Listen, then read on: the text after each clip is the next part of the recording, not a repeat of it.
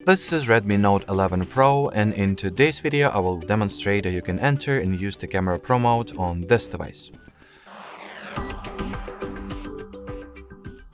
So to start, we will obviously need to launch the camera app.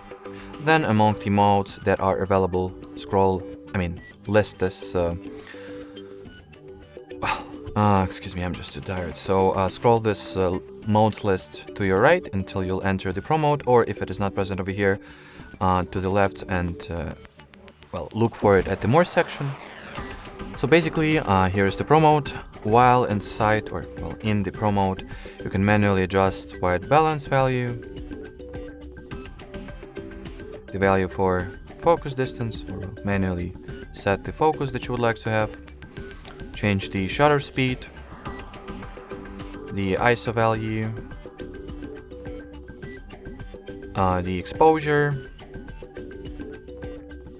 and switch the lens from wide to ultra wide, and vice versa. Alrighty, so that will be it for this video. Thanks for watching, and bye bye.